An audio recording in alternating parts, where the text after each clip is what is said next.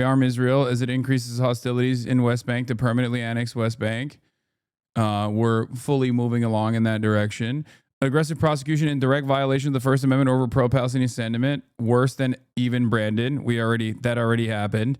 Mamala writes her book. It sucks. Everyone makes fun of her. Career over. Also, that happened. No lib resistance this time. Trump and Trumpian far-right politics are now the norm. Institutions that previously would present themselves as liberal now behave openly and outwardly right-wing. Oh my God, I forgot how much I fucking spat, dude. Jesus Christ. Jesus fucking Christ. What the fuck? Trump, Elon, fallout, crash and burn also happened. Thin skin, China, Elon's connection to China. Well, it wasn't off that, but mass deportation initiatives are started, but never reach the numbers Trump promises since it's quite negatively impactful on the economy. Once again, fucking clock it. More celebrities are openly Trump. Clocked it. TikTok doesn't get banned. Pre-watch Piker. Bibi doesn't get locked up by the ICC. Trump will go to great lengths to protect Israel. Obviously, there you go. Trump sucks will cause the right-wing content market to continue growing, but will set the stage for their inevitable demise. At least one, well, that already also has happened to the original right-wing guys. At least one massively consequential natural disaster. We're fully gearing up for war with China. Liberals who previously critiqued Trump will defend him on his initiatives in this direction. Hasn't really happened too much yet because we're too worried about the domestic affairs. Depending on how EU reacts, either American hegemony is permanently shattered or their fears of China cause the EU to also treat Trump like a savior. Oh my God, that is already happening. That second part is happening. Even both of them are happening. American hegemony is permanently shattered, but also EU is treating Trump like a savior. Europe far-right swing continues. Canada will not be annexed into the United States. PP victory for Canada. That was wrong. Wrong. I was wrong.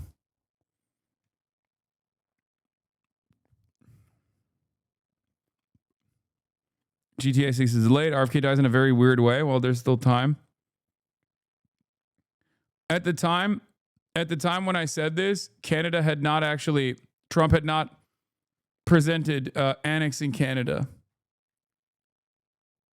That's my only wrong prediction so far. Or rather, Trump had started the process of saying it was going to happen.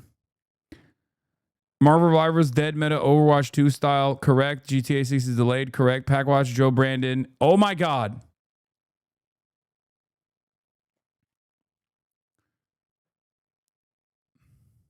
Joe Brandon, Nancy Pelosi, Mitch McConnell.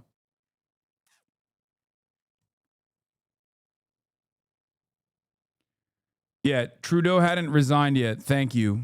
That's the reason. Saying this about Biden before his cancer diagnosis, what did you know?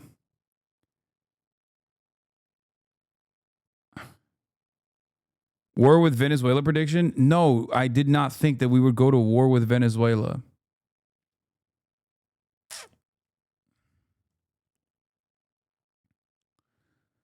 In the hours leading up to the decision to pull Jimmy Kimmel, two sources familiar with the matter say senior executives at ABC, its owner, Disney, and its affiliates convened emergency meetings to figure out how to minimize the damage. Multiple execs felt that Kimmel had not actually said anything over the line, the two sources say, but the threat the Trump administration retaliation loomed.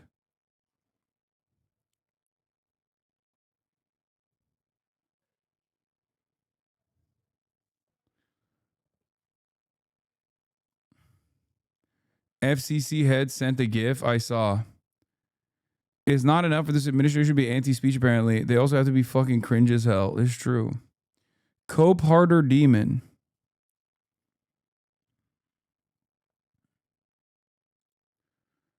Trump administration announces new civics effort with MAGA-aligned groups. Oh, hell yeah. Oh, heliante. What the heliante? I'm actually shook. I mean, what more can I predict? The year isn't over yet. We're in the ninth month, and I've already fucking every single thing happened. Every single thing, with the exception of PP victory for Canada, has already taken place.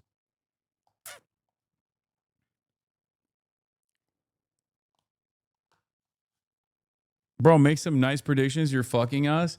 Dog, I can only interpret events that have taken place to basically tell you what I think is going to happen. I can't just like invent a new reality. I'm not a Republican, okay? I can't just like hallucinate. I can't hallucinate an alternative reality. I'm not a Republican commentator. Well, I might have to become one soon, lest I get permabanned from every platform, it seems. Jesus Christ. Pete Jars, you should do tarot card readings when political streaming gets banned by Trump. Yeah. Yeah.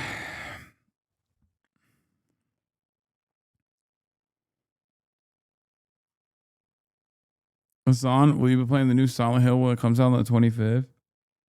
Maybe. Predict that I'll get some bitches in 2026. You will not. Anyway.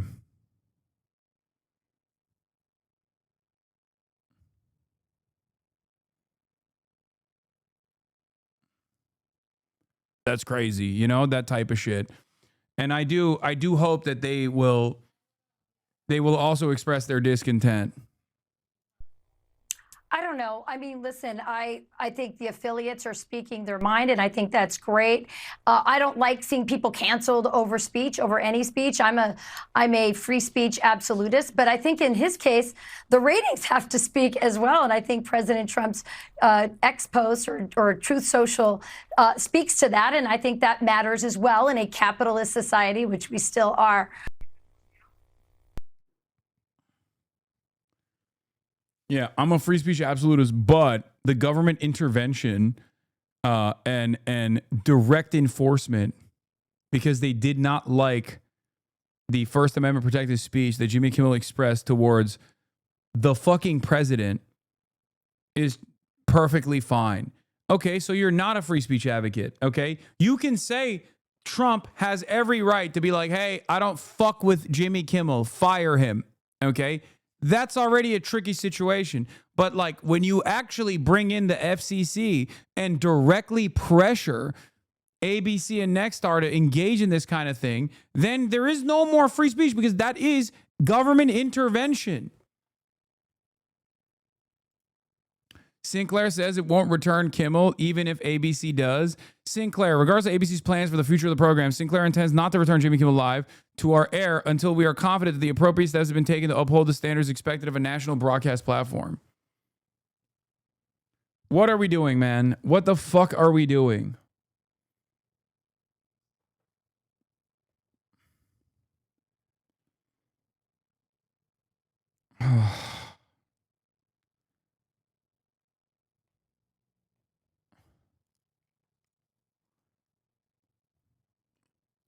It was Nexstar and Sinclair, the two largest TV station operators, that told ABC they wouldn't air future Kimmel broadcasts. Neither Nexstar or Sinclair are state actors. Oh my God. Oh my fucking God. Also, Chris Hayes is wrong. This is not the most straightforward attack on free speech from state actors I've ever seen in my life, and it's not even close. That is ridiculous, Chris. Love you, Chris Hayes, but goddamn, you've covered the most straightforward attacks on free speech and free expression. You've literally covered it on your broadcast. It was about Israel. We're not talking about the fact that Kimmel did not say that Robinson was MAGA. Yeah. Yeah, here's a extended fight against free speech. Immigration judge orders Mahmoud Khalil be deported to Syria or Algeria. Lawyers for the pro-Palestinian activists said they plan to appeal the immigration judge's order, which was revealed in court documents filed Wednesday. Khalil's lawyers suggested in a filing that they intend to appeal the deportation order, but expressed concern that the appeal process would likely be swift and unfavorable.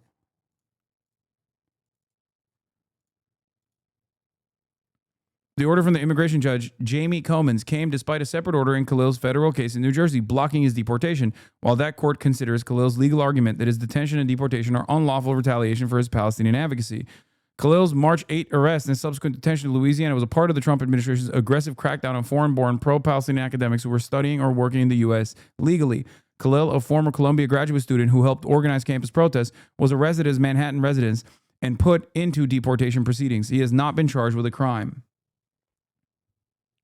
They in the White House just saying whatever, bro. 100%. I do think that the sequential events here will probably get a bunch more liberals to wake up to the reality, though. Are you scared? No, I'm not. And neither should you be scared, okay? You shouldn't be either. You cannot be scared in this moment. Don't be fucking ridiculous.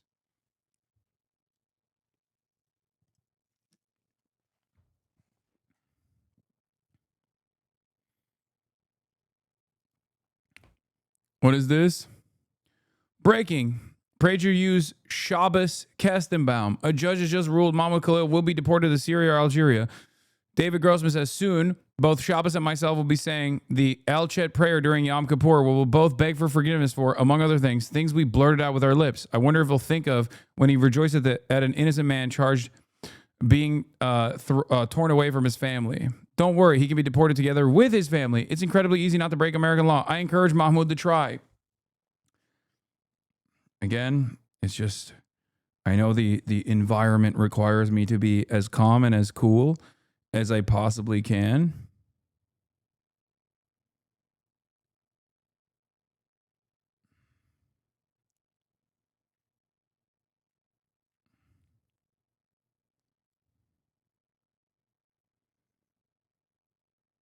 I'm not going to say anything, but it's hard for me not to.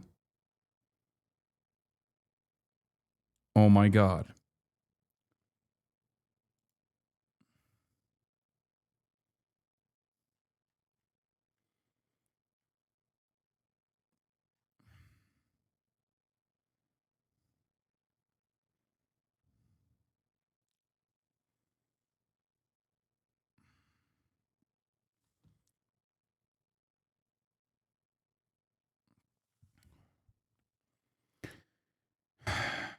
It's obvious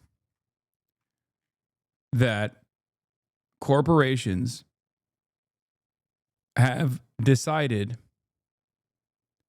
that if they shut the fuck up in this moment and let the Trump administration do whatever it wants,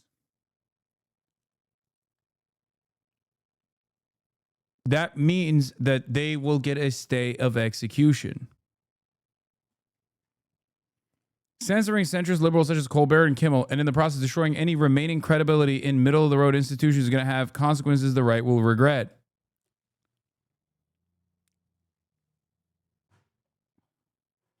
The burger Reich has won. America is cooked, bro. They have not won, dude. They have not won at all.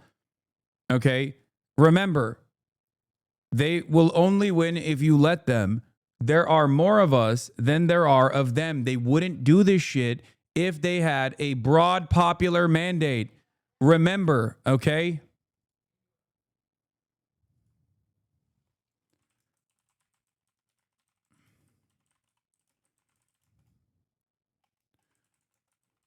Attacks against free speech.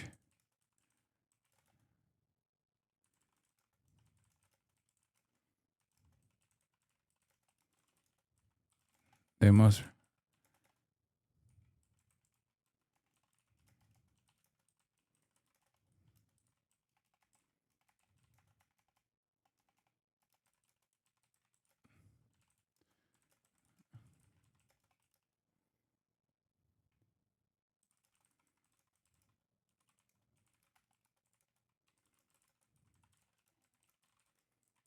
Sorry. Oh, even Tucker fucking Carlson is turning on them. You hope that Charlie Kirk's death won't be used by a group we now call bad actors to create a society that was the opposite of the one he worked to build.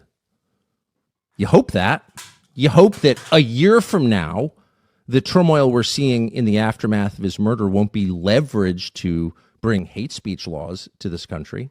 And trust me, if it is, if that does happen, there is never a more justified moment for civil disobedience than that, ever. And there never will be.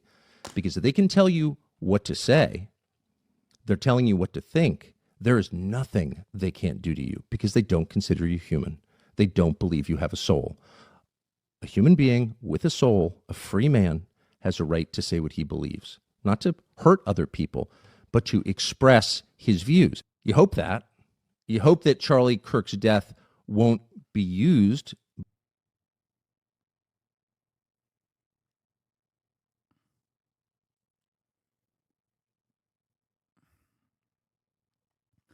Is the right splintering? I don't think so.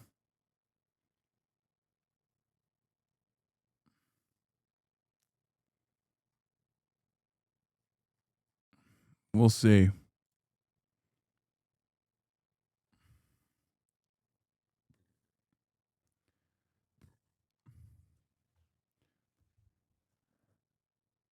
Hold on. He's reading the room and normies will fall for it. Yes, but that means that the room is angry, and that's good. He's reading the room and he's seeing that the room is angry.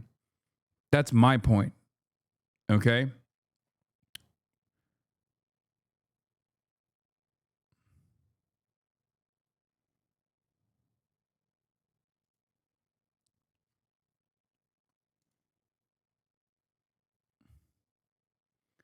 The Epstein list shit splintered the right and they're going to bring them back together, united and attacking the left.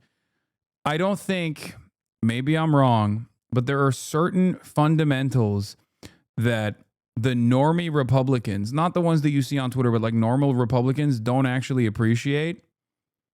They might be racist, they might be homophobic, sexist, transphobic, whatever, right? But when you actually move in the direction, when you actually move in certain directions, they also push back. Targeting political dissent is one of those things. And I think this administration is calculating the discontent or miscalculating how much discontent exists for the Charlie Kirk assassination. They are actively trying to farm outrage from their base so they can at least present some level of defense so that at least they can have some backing. They do not have the popular mandate, but they are obviously trying to desperately farm outrage to the best of their ability so that when they strike down and erode First Amendment protections, for example, that there isn't like too much anger and too much resentment.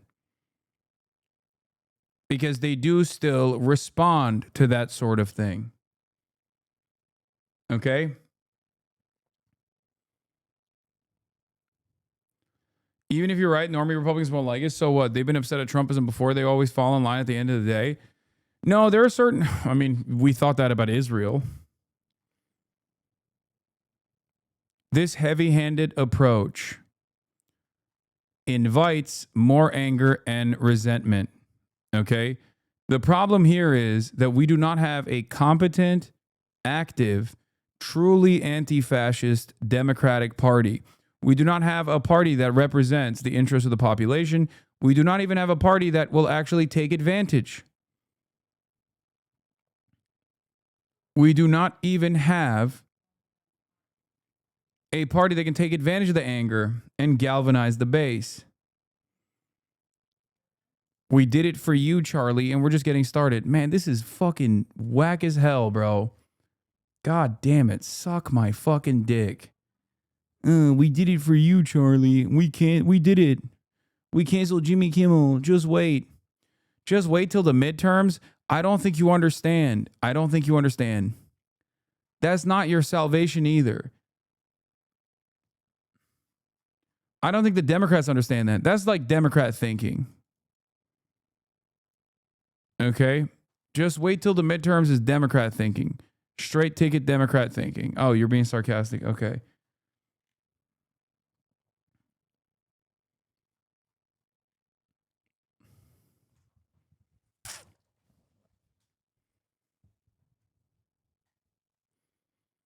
My mom, who's a borderline MAGA Knight, has almost completely turned her views around because of this entire situation. It started when they flew him on Air Force Two, and she saw how the Republicans have lost respect for the military. I don't know, shit like that gives me a little hope. If the Democrats don't get their fucking act in order... What? No, this is fake. This is just fake. There's no... Daily Mail says Jimmy Kimmel is now facing a federal investigation for telling viewers that Charlie Kirk's killer, 22-year-old Tyler Robinson, was a MAGA supporter. Let that sink in. Comedians are getting investigated. No. Nah, there's no way. The FCC is investigating? Okay, that's a little. They're just looking for a way to make this stick.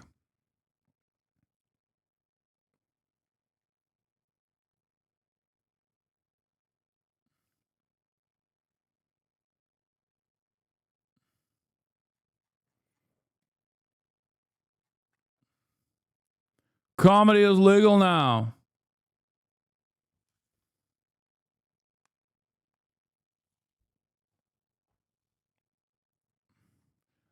Jimmy Kimmel was set to address Charlie Kirk comments on ABC Tonight before Disney pulled the show. Move raises questions over his late night future.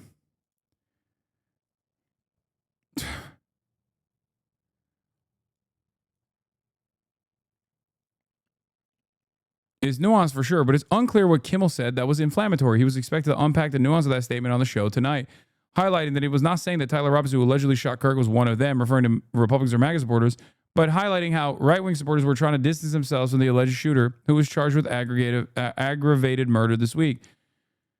When he said he was one of them, it could be seen as him saying he was MAGA. I'm not entertaining this. I'm not entertaining this. I don't even give a shit. If he said he was MAGA, he was a fucking Trump supporter. He does not deserve to get punished for it. I don't care. I literally don't care. Fuck it. Yeah, he said he was MAGA. Okay. He said Tyler Robinson actually voted for Donald Trump illegally in the state of Utah 18 times. Okay. Who gives a fuck? Suck my dick. What the fuck do you mean? You get to use the FCC to just like clean that shit up. The FCC really has no authority to sanction ABC or stations over what Kimmel said. Its own website reminds that it has limited authority when it comes to programming, but companies have to be willing to defend their First Amendment rights. That's number one. Number two, the real reason why they did this is because Hassan, stop appealing to the Dems. They will never move to combat fascism. The left elements in the party must split. Dude, shut the fuck up. Shut the fuck up. Shut the fuck up. Shut the fuck up. Okay. You got it. You're right. The Democrats suck. Okay. Are you happy? You're right, dude. You're right. Go fucking LARP with your 8-person Discord group, okay? Oh my God. Go LARP in the woods like these fucking dipshits do when they're like, oh, Charlie Kirk just got killed. Here's what we're doing this weekend. You don't even do that. You don't even go glamping like those fucking divorced losers do on the right. This is a moment, this is a wake-up call for the masses, okay? If they identify as liberals or Democrats, it's a wake-up call for them too. Shut the fuck up about a fantastical notion of a fucking third party that is not around right now with no infrastructure whatsoever, as the administration is literally going after the Party for Socialism and Liberation right now. They announced that today, and you're over here being like, you don't understand. The Maoist vanguard awaits, dude. The Cultural Revolution is imminent. You don't understand. Shut up. You don't understand anything. Hassan, bro, you're toxic. Oh my God.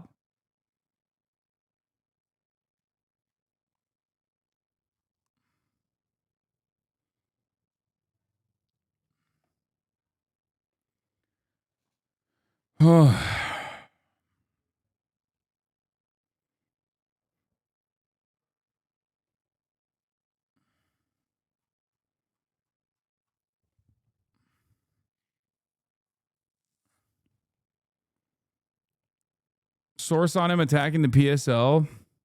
Drop site news reported on it earlier today. Go find it on your own. Yeah. Nexstar Media Group, the largest owner of local TV stations in the U.S., announced its intention to purchase its largest rival, Tegna. And for the $6.2 billion acquisition to happen, Nexstar needs the approval of the FCC. And it needs the FCC to lift the 39% cap on the number of households one company is permitted to reach through TV station ownership. And that is the reason why this merger is the fucking reason why Nexstar is listening to whatever fucking demands the administration makes, no matter how silly or stupid.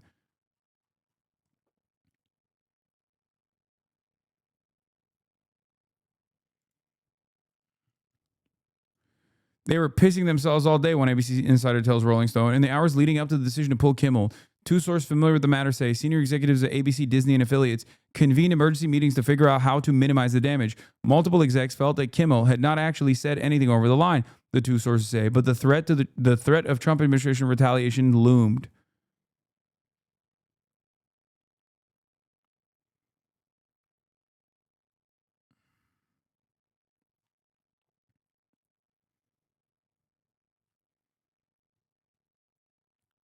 CNN. Oh, Fox News is going to have the chairman of the FCC.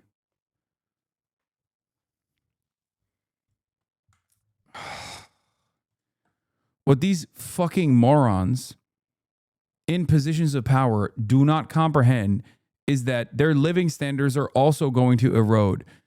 Just because you get a good merger out of this doesn't mean that you're going to be living in the same exact type of country that you once enjoyed living in.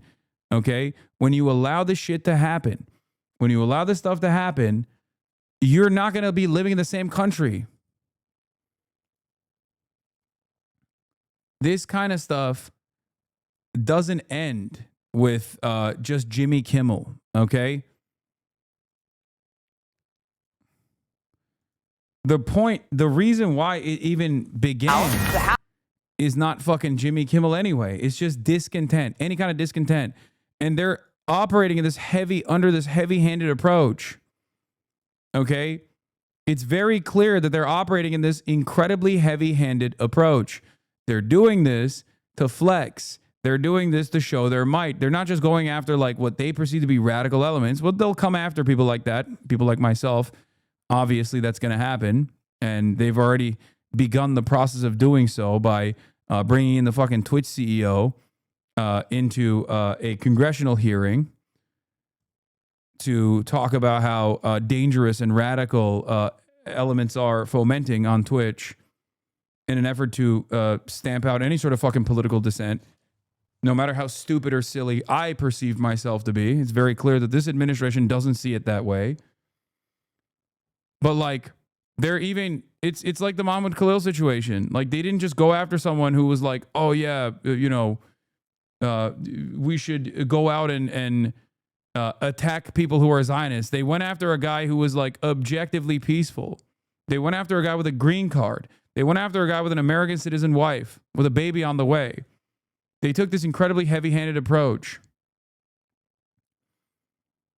And they're doing it again. Going after someone like Jimmy Kimmel for like the most tame statement is so idiotic. Like, they are leaving no plausible deniability whatsoever, where they're basically saying, if I don't like it, you're going to get punished for it. Here's the example that is obviously near and dear to my heart as well. Committee has called the CEOs of several online forums to testify on Capitol Hill next month in the aftermath of the assassination of Charlie Kirk. I asked the chairman of that panel, Republican Congressman James Comer of Kentucky, about this and a lot more. Here's part of our conversation. Mr. Chairman, good to see you. Today, you called the CEOs of Reddit, Discord, Steam, and Twitch before the committee. What do you want to hear? And what role, if any, do you believe these four platforms play in elevating or giving visibility to rhetoric that leads to or inspires violence?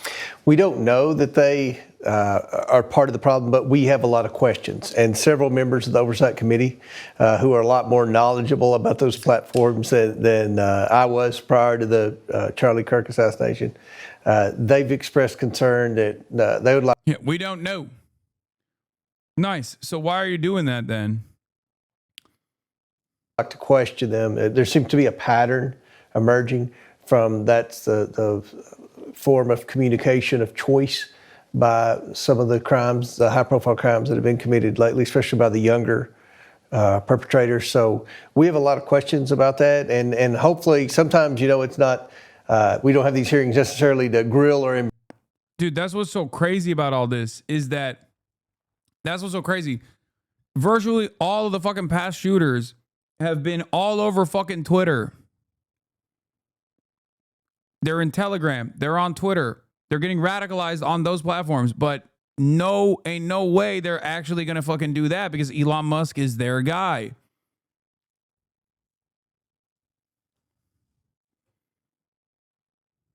So it is maybe to find solutions to the problems, because there are a lot of people that are concerned that this pattern may be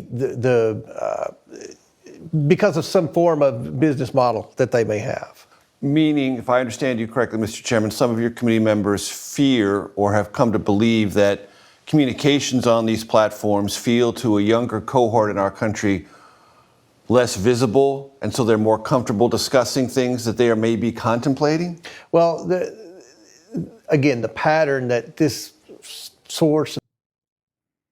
Here's the FCC chairman. These legacy broadcast outlets, and he exposed them to these market forces. And a lot of these affiliate groups said, to your point, we're tired of carrying this stuff. Late night shows, something's gone seriously awry there. They went from going for applause, from laugh lines to applause lines. They went from being court jesters that would make fun of everybody in power to being court clerics and enforcing a very narrow political ideology. And Nexstar, as you noted, stood up and said, look, we have the license and we don't want to run this anymore. We don't think it serves the interests of our community. Sinclair did the same thing. So there's more work to go, but I'm very glad to see that America's broadcasters are standing up to serve the interests of their community. We don't just have this progressive foie gras coming out from New York and Hollywood. And there are plenty of other platforms. I mean, I think he'd be a perfect fit, for example, at Fake News CNN, considering he really didn't ever want to do a comedy show. He wanted to do a news show with, you know, maybe a dose of what he thought was funny for a very limited, small audience. You know, it's interesting. Brendan Carr, as I look at the media landscape out there, I want to get your thoughts on this. Even the broadcast channels and the Like motherfuckers who are like, why is Hassan on Twitch? Why hasn't he been banned? Like, it just doesn't make any sense. What is this? The plan to turn Charlie Kirk's murder into a crackdown on the left. I know. Like, don't act like you give a fuck about their financial imperative. Who gives a shit?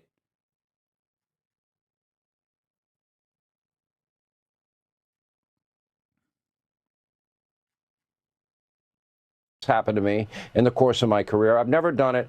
And if you go back, I'm sure Bill Maher probably wouldn't remember, but the loudest voices defending him when Politically Incorrect got canceled on ABC were Rush Limbaugh, Sean Jimmy Fallon use Hannity, a Mark Ouija board to Levin, lip and sync battle conservative Charlie voices. Kirk's ghost. That was back in the day. Probably doesn't remember or care. That was 2002. I remember that quite well. And that's the thing. You've never called for anything like that. Let the market dictate exactly what's going to happen here. And by the way, all these people that are getting fired for celebrating the murder, the execution of Charlie Kirk, I'm sorry. If you run a hospital, if you run a law firm, if you run a place where you get an education, I could go down the line, and you have an employee that is celebrating something that is that sick. I'm sorry, when you work for a company, you represent that company and that brand. And if you're going to celebrate the murder of a father of two like that, then you shouldn't be working there anymore. And employers are right to fire those people. It's not canceling. It's a matter of who do I want to work in my company? And that's literally, that's what it is. That's cancel culture. Okay. That is what it is. Did you see Sinclair's full statement? They demanded Jimmy apologize and donate to the Turning Point USA. Oh my God, they're flexing. Oh my God, they're fucking dabbing on us, dude. They are dabbing on us.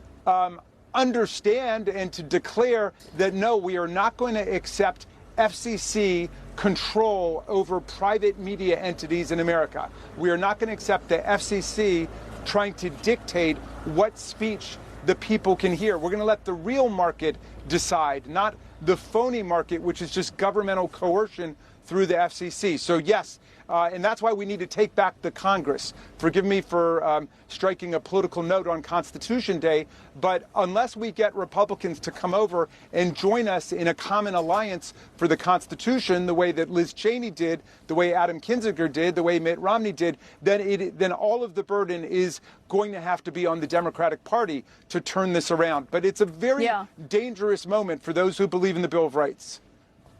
Well, and none of them are in Congress anymore, I should note. But on that front, you questioned the FBI Director Kash Patel today alongside other Republicans and Democrats on the Epstein files. What was your takeaway from what you heard from Kash Patel? Are we being teabagged right now? Be honest. Yes. Well, first of all, I was cheered that Kash Patel said that he denounced they are teabagging. Across the board.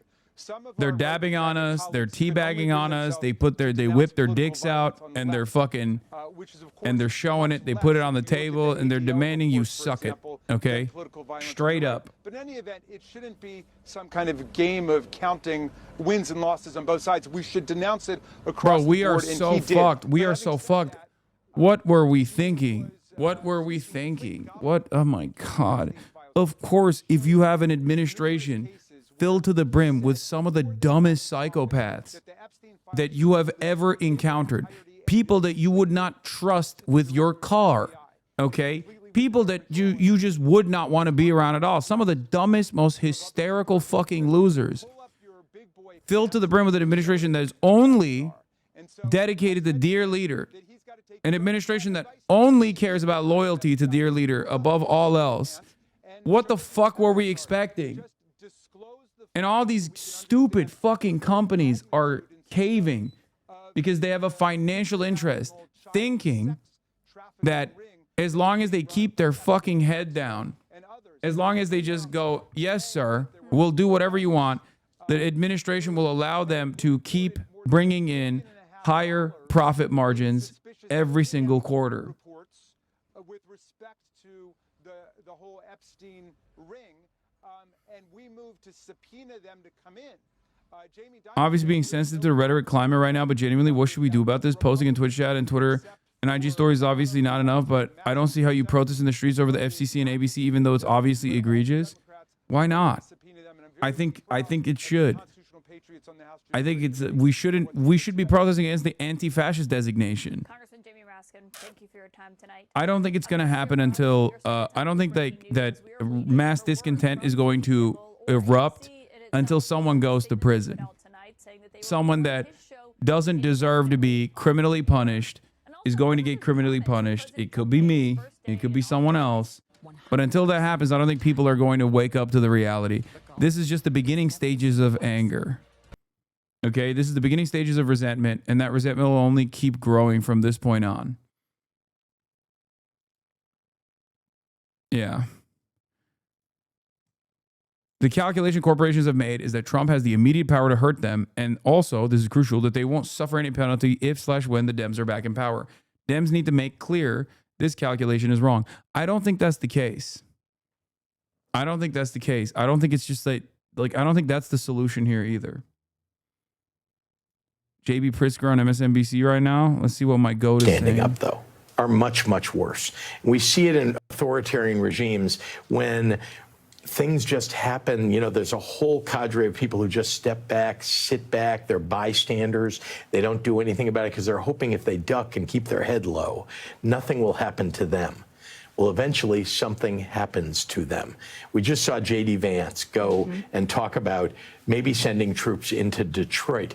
This independent news media left, and look what they did with the White House correspondents, right? They essentially silenced or pushed back all of the kind of objective media, and now they've only got the right-wing bloggers and those who are friends of the administration sitting in the front. They're only calling on those people, mostly only calling on those people, and that's the kind of administration that we're seeing. This is the future of the country if we do not step up and speak out.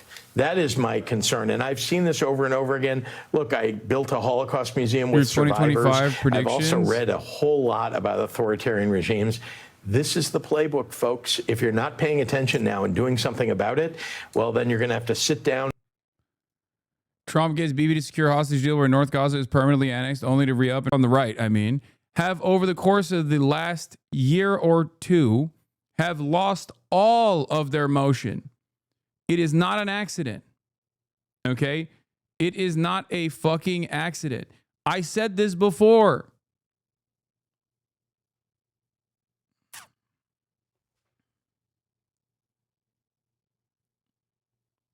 This is unironically something that I think Charlie Kirk also recognized, which is precisely why he was just like desperately trying to hold on to some kind of like loyalty pledge for Republicans that are anti-Israel.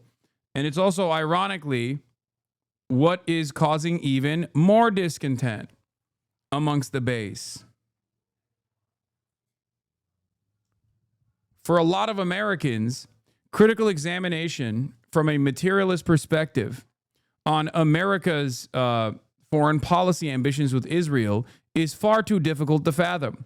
You know what's much easier? Saying it's the Jews, okay? For the past 2 years, I have actively and desperately tried to show everyone I can the truth. Knowing full well that Americans are much easier, Americans can go along and get on board with a conspiracy about all of this happening because of Jews. Jews are a monolithic force, and all of this is happening because Jews have hypnotized America or whatever. Little old American politicians getting duped by Jewish hypnosis, and that's the reason, or Jewish blackmail, and that's the reason, this or that. It doesn't require critical thinking. It actually corresponds to preconceived notions that already exist out there. You can also point to certain things like you can invoke suspicion off of pointing certain things like, oh, well, look at how many Jews are in Hollywood. You know what I mean? That sort of shit. And if someone already has this notion in their minds, like the perspective that, like, you know, the unrealized, unexamined notion that like Jews control the media is seen as an innocuous statement in many parts of this country, and then they see all of the fucking Israel dick riders being like, we're doing this for Jews, we're doing this for Judaism. How dare you criticize us? You're criticizing Jews. You're an anti-Semite. You need to get deplatformed. What the fuck is the expectation? What is the expectation from the average American? You think they're going to look at all of that? You think they're going to look at that and be like, well, you know what? I'm going to dig deep here and assume that actually the real reason why all this is happening is because our politicians don't care about us, and they would rather extract as much natural resources from all around the world and control and dominate entire swaths of the population in a resource-rich regions such as the Middle East by basically using a settler colonial operation such as Israel to do so as as easily as possible. You think that's what they're going to think? You think that's the reason? No, they're going to go, oh, Jews, I knew that they controlled the media, and here it is, they control the government. Okay? That's it. It's much harder to convince people. It's much harder to convince people of the truth, especially when there are no honest people that are being highlighted in this process. And a lot of these like fucking idiotic advocacy movements are way too predisposed with coming after people like myself. They're fucking stupid. So, you know, you did this, all right? You designed this. You designed this future for yourself. It's disgusting. That is not a both sides problem. My friend is dead because of left-wing political radicalization. And if you want to cut that out, then be honest about it and look yourself in the mirror. Yeah, he just keeps saying like left-wing radicalization. They just keep doing it. Got those numbers to historic lows just like you asked. Democratic mega firm SKDK drops Israel as a client.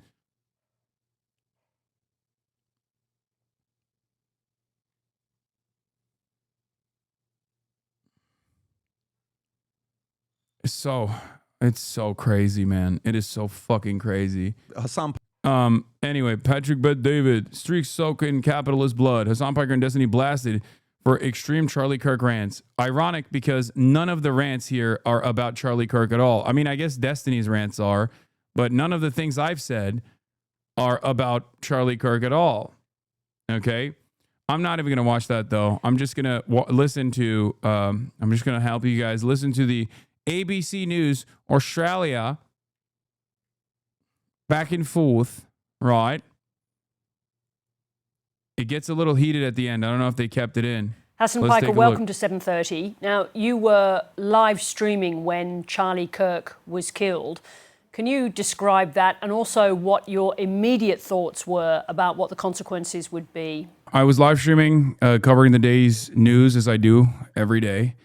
And at first I didn't believe it. And then we immediately started scouring the internet to find if there was any footage from the incident, because I knew that there would be people filming, and we found some. And then there was, complete confirmation after I saw a close-up incident shot. Oh my God, I can't believe I just saw that. Oh my God. And obviously I was horrified. And watching that unfold to someone that you were supposed to sit next to publicly. But the last bit they rat fucked you, it's all good. Guys, come on. There's gonna be criticism. Okay, people are gonna see all of the fucking narratives that are being presented by the right. It's appropriate for me to, in a public setting, appropriate for me to fucking in a couple weeks talk about that too. It made it even more real. Someone that I knew, someone that I was not exactly friends with, but a counterpart on the ideologically opposite side. As you're watching that, you've got a lot of people live commenting. How do you manage what they say?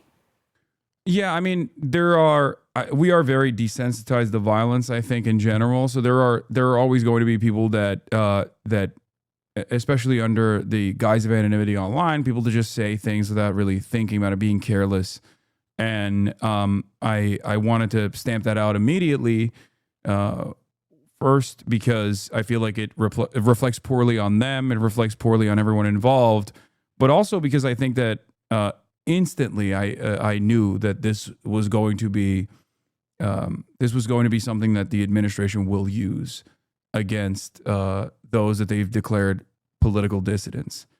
And unfortunately, my fears were realized shortly after, when Donald Trump came out only a couple hours after announcing Charlie Kirk's untimely demise, and make a statement about how they were basically going to start prosecuting and persecuting political dissidents, the left, as he said. Since then, we've had J.D. Vance, other senior figures in the administration say that they're going to go after what they call terror networks, who they say are behind this. What are you expecting, or what do you fear from them? I don't know. I don't know what that political prosecution is going to look like, considering that we have a First Amendment in the American Constitution that actually makes the government attempts at doing things like that wholly unconstitutional.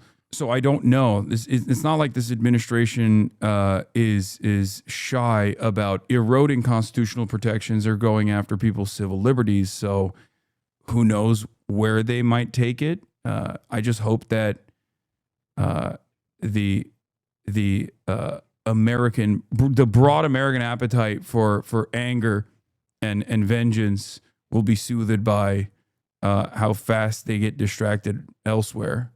Is it actually safe to be in the public sphere right now? I mean, I have a policy of not letting fear dictate my life, and I'm going to continue abiding by that policy because, like I said, time and time again, this is an unfortunate but all too common side effect of this field that I'm in. And I don't just do rallies, political rallies. I don't just do public events where I go out and speak or even debate people. I also go to protests where I get shot at by the American police. So I'm no stranger to putting myself in harm's way. And it's unfortunately something that I have to do in order to do my job properly. So I'm most likely going to continue. I'm just waiting out this initial period of unrest and anger and resentment and taking extra precautions. But I will probably go back to business as usual, hopefully when the temperature is lowered a little bit. Charlie Kirk's language included offensive statements about Muslims, about black and brown people, about immigrants, about transgender people. But since his death, he's been praised for his openness to debate. What do you think about that praise from people like Ezra Klein from the New York Times, who said he was doing politics the right way? I think it's dishonest, simply put. And it's not necessarily because Charlie Kirk wasn't open to platforming people which he disagreed with. I myself am one of those people. So technically, it's not incorrect to say that he is willing to debate people. But to state that he was doing politics the right way without actually reflecting on his political output, I think is dishonest. The medium itself obviously was utilized for cutting propaganda for the Trump administration. But also, what I found to be distasteful was the lack of quotes or the lack of recognition for Charlie Kirk's ideology. It makes it seem as though the New York Times is outright endorsing Charlie Kirk's opinions. and ideology by omitting it, because it leaves the readers who may not be aware of Charlie Kirk's worldview with a totally different outlook on Charlie Kirk's political advocacy. One that the New York Times is either subscribed to, or one that liberals, prominent liberals like Ezra Klein, seemingly don't care enough about to even mention. But for you, those extreme statements didn't make you want to stop doing public debates with him? I think it's not a matter of what things people say, but more so from my perspective, at least. And everyone has a different attitude about platforming, but from my perspective, it's more so a matter of how much political influence this person wields. So for Charlie Kirk, I mean, he was the regime's guy. He had a lot of influence, both over the Trump administration and a lot of influence over a lot of young conservatives in this country that were a part of his massive advocacy network, Turning Point USA. So in that regard, it's not necessarily debating someone whose ideas are beyond the pale, but instead it's more so about trying to stop the bleeding in terms of letting these kinds of dangerous ideas spread without any sort of contention, without any sort of pushback whatsoever. Once a person gets to a level of notoriety and a level of legitimacy, it's impossible to avoid them. I think closing your eyes and plugging your ears and just hoping they go away simply is not going to work. So at that point, I think it's valid, no matter how strange or horrifying or dehumanizing their rhetoric might be. You've written about meeting with him a few years ago, saying he was much more genial than you expected. What did you learn about him that day? He was he was very professional. He was very cordial, and he wasn't shy about trying to develop a personal relationship with even someone like myself. But I didn't really entertain that because I did find his opinions, which were much more moderate at the time, back in 2017, as opposed to what it became by 2020 and onward. But even then, I did not understand the productivity of hanging out in a cordial manner with someone who I opposed so vehemently because of their worldview. Having said that, reflecting on our private correspondence at the time, I realized, like I'm telling you right now, his opinions definitely changed quite a bit. I recall a time where he was talking about writing a piece potentially on how he found it morally repugnant to compare Black Lives Matter to the KKK. And what's interesting about that is today's Charlie Kirk and today's media environment in this incredibly divisive landscape. When I say that, you would assume that maybe he was actually highlighting the KKK as a good thing and BLM as a bad thing. But at the time, he actually was saying, look, I have disagreements with Black Lives Matter, but the Ku Klux Klan is an entirely separate organization that is just totally and utterly morally repugnant. And I think that was interesting for me to find out, because I had forgotten about this conversation, but it was interesting for me to find out and really reconsider how much the American right has shifted on a lot of issues. Can you explain why Charlie Kirk resonated so much with Generation Z? Just TikTok. I think TikTok was fearful of a ban, and they recognized that if they give Trump something, that if they give Trump more access, or if they give him or his main guy, Charlie Kirk, an algorithm boost, which TikTok seemingly did do, and this is Trump's own statements on TikTok, that they would probably get a stay of execution, which they did. And I think the reason why he had a lot of staying power with Gen Z was, as opposed to how little influence the organization Turning Point USA had prior to Charlie Kirk's TikTok initiatives, was both because of the algorithmic boost that they most likely got, or they were in front of a lot more people, like real eyeballs that they were getting, real attention they were getting from a fairly young platform. Gen Z. And also the structural issues that my generation and the generation after mine have been experiencing. and the Democrats at the time and their inability to address these structural issues with reasonable legislation created a lot of anger. The very same type of anger that led Donald Trump to win in 2016 was still there. And it was not addressed by the administration at the time. So people looked for that exact same alternative that would be destructive. It would be a destructive force to these institutions that very clearly were not helping people mitigate the affordability crisis that they were experiencing. Very clearly not helping people buy houses.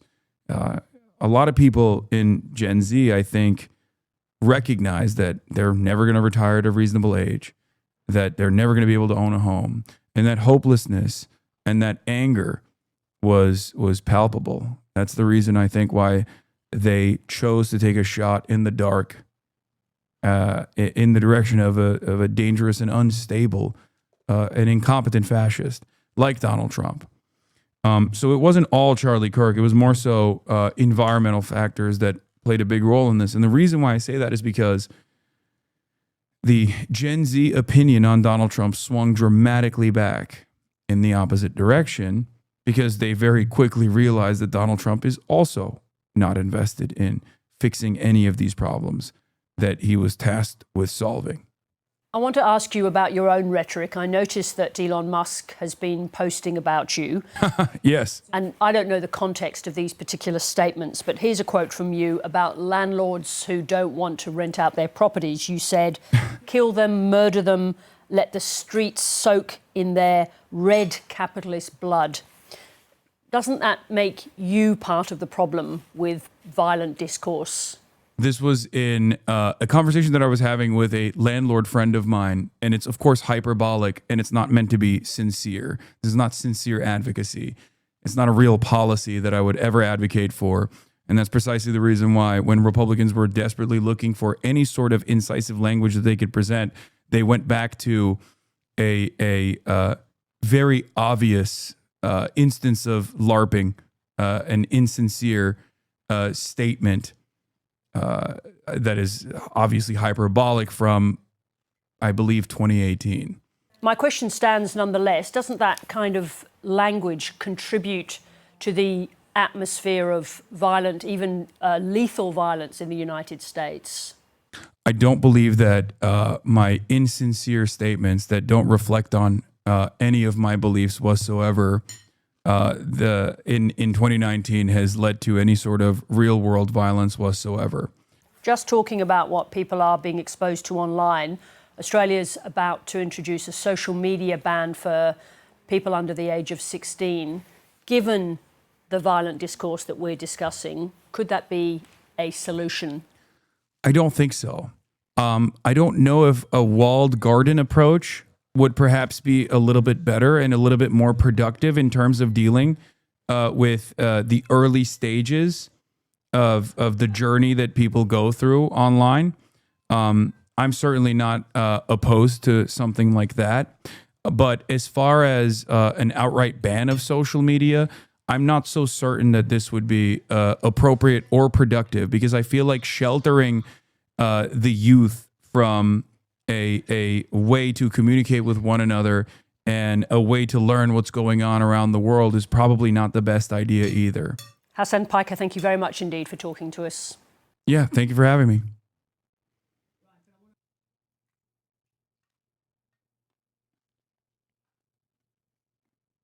The House could vote today on a resolution to censure Congresswoman Ilhan Omar and strip her of her committee assignments in response to her comments criticizing Charlie Kirk just after. I realized the much longer conversation featured heavily my opinions on Israel and Israel's genocide. And unless I missed it, they totally took that stuff out.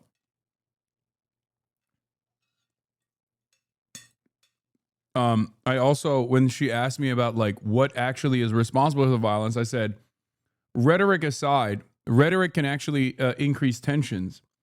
But what certainly is responsible for the violence, especially in a place like America, is the unlimited violence that we dish out overseas and the unlimited violence that we see at the domestic level, and oftentimes that is born out of our loose gun laws.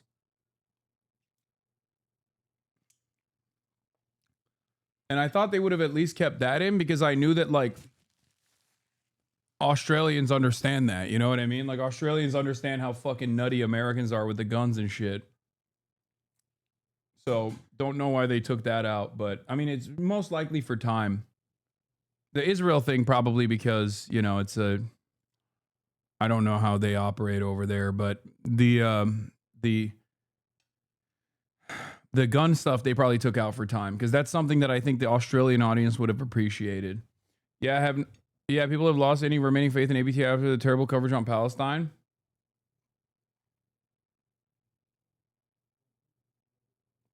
His assassination. Chad Pergram is live on Capitol Hill with the latest on this effort. Good morning to you, Chad. Aisha, good morning. Republicans believe Ilhan Omar has gone too far again.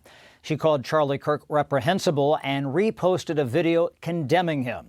Nancy Mace wants to censure Omar. This comes amid calls for calm. This is the only time to do this. We have played nice for far too long. I mean, we've been so nice. Now is the time to push. It's crazy that the only time Congress ever censures someone is if they're just objectively correct. At least in the last, like, did they even end up successfully censuring Marjorie Taylor Greene for saying, like, Jewish space lasers caused wildfires or whatever? Like, I guess that's the only time where they have, if they did, I can't remember. That's the only time where they went after someone for, like, being insane. But I don't think they did. Like, the last time they did this kind of censoring was over Rashida Tlaib saying from the river to the sea, Palestine would be free. It's crazy. Censoring is a joke and it's a fucking political tool, but it's just annoying that they're flexing like this so aggressively. I hate it. Back harder than we've ever before, figuratively. Censure is the second highest form of punishment in the House. Just censure below failed expulsion. by one vote. Omar One vote is crazy, by the way. Been in trouble before. The House voted to remove Omar from the Foreign Affairs Committee after she made anti-Semitic comments. That was in 2023. Omar dismissed Mace's efforts. I mean, if she wants to lower the bar on what a censure looks like here, she can go at it. Do you have any regrets about the comments that you made about Charlie Kirk at all? I did not make the comments that she's accusing me of making, so. Omar has not apologized. Fellow squad member Alexandria Ocasio-Cortez said Republicans are abusing their power. The House has censured 4 Democrats in the past 2 years. It's ridiculous. Like every single one of these things, every time a Republican in this House is offended, they file a censure resolution. I'm not here to be fighting over whatever people's like schoolyard thing is for the day. Republicans want to get Democrats on the record opposing the censure. The GOP will argue that Democrats are not doing enough to rebuke violent rhetoric and lower the temperature. Yeah. By the way, the violent rhetoric is just saying objectively what Charlie Kirk's opinion was. How is that fucking violent rhetoric, dumbass? Like, it's crazy that Nancy Mace just, like, made up quotes and was like, why don't you apologize for the things that I made up about you? Like, she didn't even quote anything that Ilhan Omar said. Fun fact, Nancy Mace is trying to censure me over comments I never said. Her res does not contain a single quote from me because she couldn't find any. Unlike her, I have routinely condemned political violence, no matter the political ideology. This is all an attempt to push a false story so she can fundraise and boost her run for governor.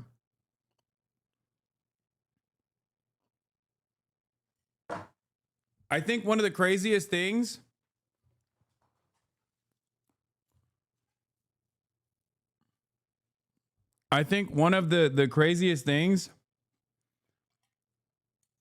is that these guys, I could totally see them being like, oh, this is violent rhetoric. and then unironically be like, well, you're just posting these statements, these quotes in context